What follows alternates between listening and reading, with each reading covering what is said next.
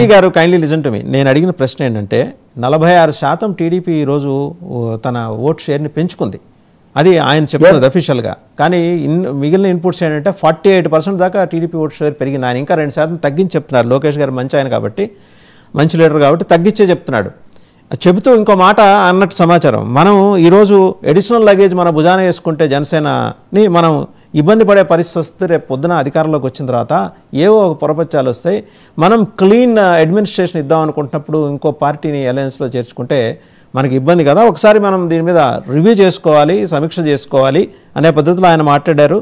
ఇది బయటకు వచ్చిన అదే వాళ్ళు చెప్పా కదా ఇందాక, టీడీపీ లీక్స్, వికీలీక్స్ లాగా టీడీపీ లీక్స్ ముందర ఇలా బయటికి పంపిస్తారు సమాచారం. డిఫరెంట్ సెక్షన్స్ నుంచి, క్రాస్ సెక్షన్స్ నుంచి వచ్చే ఫీడ్బ్యాక్ని ఎడ్యుకేట్ చేసుకుని తర్వాత దాన్ని బట్టి నెక్స్ట్ యాక్షన్ ప్లాన్ చేసుకుంటారు. టీడీపీ సంప్రదాయబద్ధంగా చేస్తూ వస్తున్న ఆలోచన. ఇంతకీ పవన్ కళ్యాణ్ గారు ఏంటంటే మీ ఆశీస్సులు కోరుతున్నా అంటారు, వాళ్ళతో కలిసి జర్నీ చేస్తున్నారు. మీరు ఆశీస్సులు ఇచ్చారా? అంటే మీరంటే మీ హైకమాండ్. ఆంధ్ర రాష్ట్రంలో ఈ ప్రభుత్వానికి వ్యతిరేకంగా మరో ప్రభుత్వం ఏర్పాటు జరగాలి, ఇది భారతీయ జనతా పార్టీ ఆలోచన అండి. అయితే జనసేన అధినేత పవన్ కళ్యాణ్ గారి యొక్క ఆలోచన ఏదైతే జరుగుతుందో ఆ ఆలోచన సరళితో ఏకీభవిస్తారా ఏకీభవించారనేది కేంద్ర పెద్దల నిర్ణయం అండి. ఇక్కడ మీకు ఒక మాట నేను క్లారిటీ చేయదలుచుకున్నది ఏంటంటే 6% ఎన్నికల్లో ఓడిపోయిన 6%తో ఓడిపోయినటువంటి గతంలో వైసీపీ 10% ఓట్లు సాధించుకున్నటువంటి సర్వే శాతాల లెక్కల ప్రకారం ఏదైతే ఓట్ల శాతాన్ని లెక్కలేసుకునే క్రమంలో ఎందుకు తెలుగుదేశం పార్టీ అధికారం కోల్పోయిందో, ఎందుకు ఈ రోజున అంకెలు లెక్కలేసుకుంటుందో ఇది చెప్పాల్సింది తెలుగుదేశం వాళ్ళండి. ఇది భారతీయ జనతా పార్టీ సంబంధమైనటువంటి అంశం. కాకపోతే ఒకటి, రాష్ట్రంలో జరిగేటువంటి రాజకీయ పరిణామాల యొక్క కీలకమైనటువంటి అంశాలు ఏవైతే ఉన్నాయో అవి ఈ రోజున తెలియవి కాదనేది మా అభిప్రాయం అండి. రైట్ అండి. మాట్లాడుకున్నటువంటి లెక్కలకి సమయం వస్తుంది, ఆ సమయంలో అందరూ మాట్లాడుకునే అవకాశం ఉంటుందని నా ఉద్దేశం. రైట్. సుందరరామ శర్మ గారు, సో విన్నారు కదా, జనసేన, తెలుగుదేశం, బీజేపీ. బాజీ గారు ఈరోజు బాగా ఒంటికి ఆముదం పట్టుకొని వచ్చారు, ఎక్కడ దొరకకుండా మాట్లాడారు ఆయన, ఏది కూడా దొరకకుండా.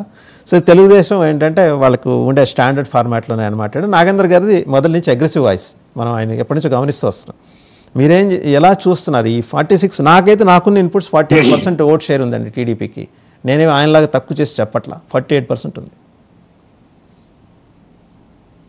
ఇప్పుడు మీరు అన్నట్టుగా 48%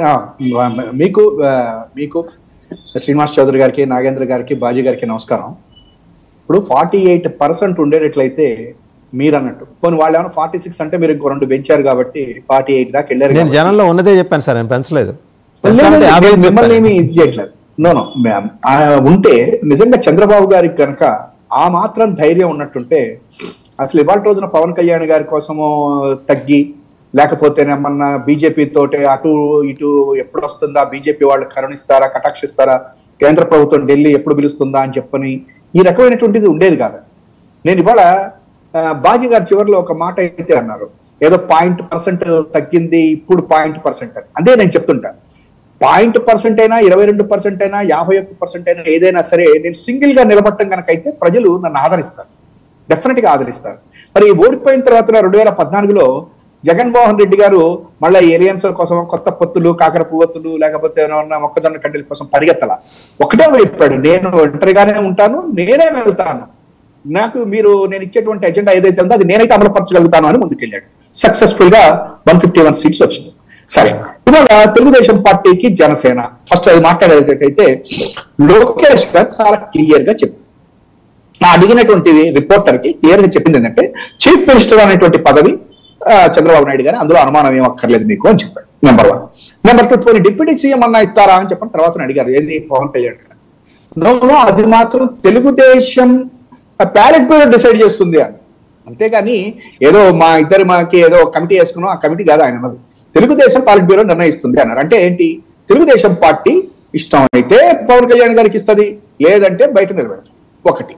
రెండోది, పవన్ కళ్యాణ్ గారు కూడా ఏమని చెప్పారు, పవన్ కళ్యాణ్ గారు సీఎం అంటే ఒక మాట అన్నాడు ఆయన, మీరు ఆ ఊరికి నా అరుపులు అరిస్తే అయిపోయిందా, సీఎం అంటే అయిపోతానా నేను, అసలు నాకు అనుభవం ఉందా, లేకపోతే నాకు ఓట్లు వేస్తారా, మీరందరూ లాస్ట్ టైం ఏం చేశారు, జగన్ గారికి ఓట్లు వేశారు, నా సినిమాలు అయితే చూడటానికి కూడా రావట్లేదనో అట్లా మాట్లాడు. అంటే ఎవరికి ఇక్కడ సీఎం గా పదవి కోసం అని చెప్పనని ఫస్ట్ కొట్లాట.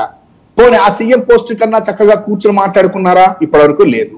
వీళ్ళు ఎంతసేపటికి జగన్ గారి యొక్క ప్రభుత్వాన్ని దించాలి, జగన్ గారి యొక్క అరాచకం రాష్ట్రంలో జరుగుతున్నది, ఇంతే తప్ప రాష్ట్రంలో మేము ఇవాళ ఈ ప్రజలకి ఇది చేస్తాము, ఇంతకు ముందు మేము మేనిఫెస్టో అమలు పరచలేదు అనేది అక్కడ వెళ్ళలేదు. నెంబర్ 1. నెంబర్ 2, శ్రీనివాస్ చౌదరి గారు అసలు జనరల్ గా నిజాలు మాట్లాడతాడు. చౌదరి గారు అంటే నాకు చాలా పర్సనల్ గా కూడా లైకింగ్. ఎందుకంటే ఆయన పార్టీలో కూర్చున్నా సరే కొన్ని నిర్మోహమాటంగా మాట్లాడతారండి. నేను చాలా లైక్ చేస్తా, ఎందుకంటే తప్పేం లేదు, కొన్ని ఒప్పుకోవచ్చు దానికి ఆయన మాట. కానీ ఇవాళ పాపం ఆయన కూడా ఎట్లాగో అట్లా ఆ ట్యూనింగ్ కొంచెం మార్చారు. ఇవాళ నాగేంద్ర గారిని ఇబ్బంది పెట్టకూడదు, మరి ఏం చేయాలి, బాజీ గారిని ఇబ్బంది పెట్టకూడదు, కాబట్టి ఆ ట్యూనింగ్ జాగ్రత్తగా చేశాడు తప్ప. నేను ఇవాళ మళ్ళా చెప్తున్నా, చంద్రబాబు నాయుడు గారు పవన్ కళ్యాణ్ గారు కలిసి వెళ్ళాలి అంటే భారతీయ జనతా పార్టీ యొక్క గ్రీన్ సిగ్నల్ కేంద్రం నుంచి కావాలి. వాళ్ళు